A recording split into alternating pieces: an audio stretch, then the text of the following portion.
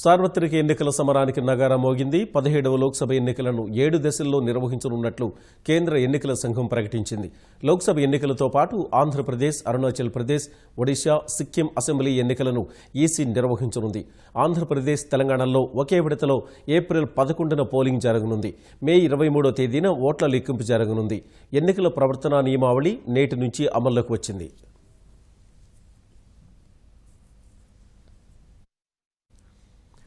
17వ లోక్సభ ఎన్నికల కోసం కేంద్ర ఎన్నికల సంఘం షెడ్యూల్ ప్రకటించింది. మొత్తం 543 లోక్సభ స్థానాలుండగా మొత్తం 7 విడతల్లో పోలింగ్ నిర్వహించనున్నారు. మొదటి విడత పోలింగ్ ఏప్రిల్ 11న నిర్వహించనున్నారు.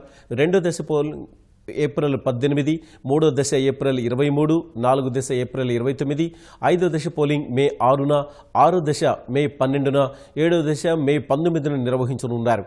ఓట్ల లెక్కింపు మే 23వ తేదీన జరగనుంది.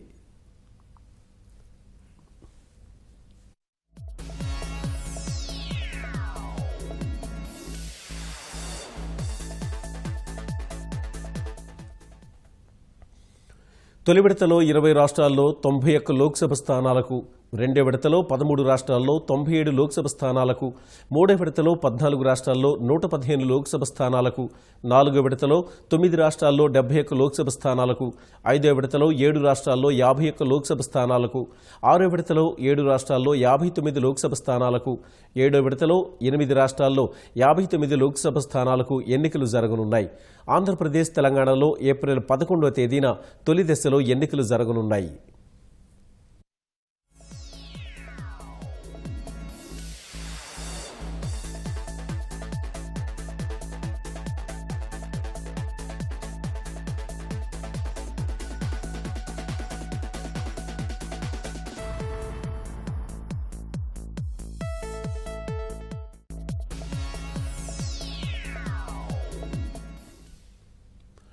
ఆంధ్రప్రదేశ్, అరుణాచల్ ప్రదేశ్, గోవా, గుజరాత్, హర్యానా, హిమాచల్, కేరళ, మేఘాలయ, మిజోరాం, నాగాలాండ్, పంజాబ్, సిక్కిం, తెలంగాణ, తమిళనాడు, ఉత్తరాఖండ్, అండమాన్ అండ్ నికోబార్, దాద్రా నగర్ హవేలీ, దమన్ అండ్ డయ్యూ, లక్షద్వీప్, ఢిల్లీ, పుదుచ్చేరి, చండీగఢ్లో ఒకే దశలో ఎన్నికలు జరగనున్నాయి.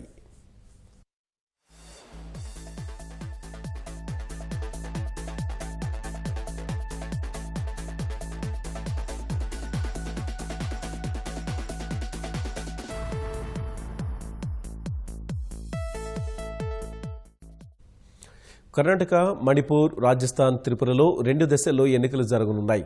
అసోం, ఛత్తీస్గఢ్లో 3 దశల్లో ఎన్నికలు నిర్వహించనున్నారు. జార్ఖండ్, మధ్యప్రదేశ్, మహారాష్ట్ర, ఒడిశాలో 4 విడతల్లో పోలింగ్ జరగనుంది. జమ్మూ కశ్మీర్లో 5 విడతల్లో ఎన్నికలు నిర్వహిస్తారు.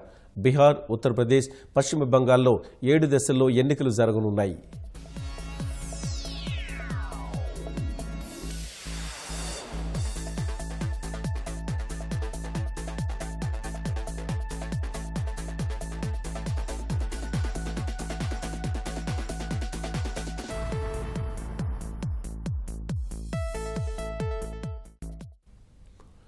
దేశవ్యాప్తంగా 90 కోట్ల మంది ఓటర్ల కోసం 10 లక్షలకు పైగా పోలింగ్ కేంద్రాలను ఈసీ ఏర్పాటు చేయనుంది.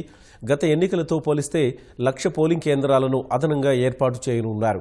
ఈసారి అన్ని పోలింగ్ కేంద్రాల్లోనూ వీవీప్యాట్ యంత్రాలను ఉపయోగించనున్నారు.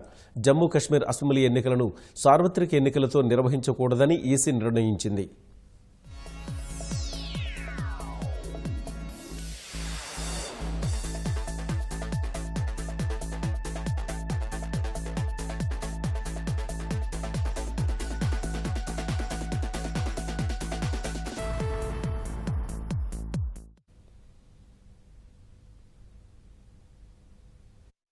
Rolls process of continuous updation shall continue till the last date of filing nominations.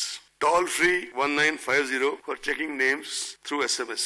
Special camps organized for enrollment of eligible voters who are left out.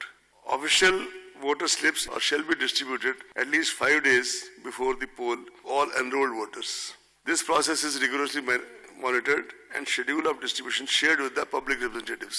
That photo voter slip shall be used for guidance but not as a proof of identity in the polling stations.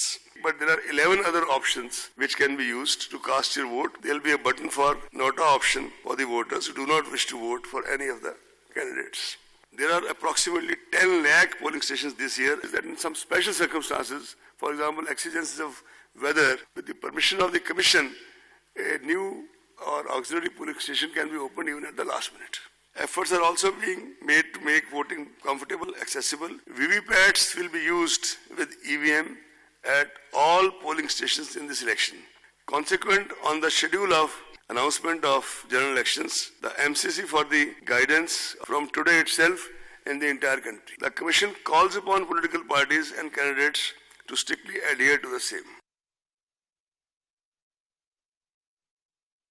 The MCC for the guidance of political parties and candidates comes into effect from today itself in the entire country. Any violation will be dealt with in the strictest manner. All the candidates are required to file an affidavit in Form 26 along with their nomination papers, which includes information on their criminal antecedents, if any, and educational qualifications. Non-filling of this affidavit in the prescribed format will result in rejection of nomination paper. Candidates with criminal antecedents would be required to furnish information in this regard in the local newspapers and TV channels on 3 occasions during campaign period. In order to curb noise pollution and prevent disturbance to the people at large, usage of loudspeakers is prohibited at night between 10 p.m. to 6 a.m. Commission has also directed political parties to promote usage of eco-friendly substances for preparation of election campaign. Hence, the Commission has directed all CEOs of the poll-going state to have positive and progressive engagement and interaction with the media. Commission also requests the media to play a positive, proactive and constructive role in supplementing and facilitating our efforts towards delivery of free and fair elections. The media certification and monitoring committees have already been constituted at all the states and districts to deal with the problem of paid news and other media-related violations and pre-certification of political advertising electronic media. An additional member, social domain media expert, is included now in the membership of the MCMC, this Media Certification and Monitoring Committee at the state and district level, so as to get inputs from his or her site. Candidates are required to furnish details of their social media account. All political advertisement on social media will also require pre-certification. All expenditure on campaigning advertisement on social media is to be included in the election expenditure account. All provisions of Model Code of Conduct shall also apply to the content being posted on social media by candidates and political parties. Facebook, Twitter, Google and YouTube have committed in writing to ensure that any political advertisement published on their platforms will be certified from MCMC.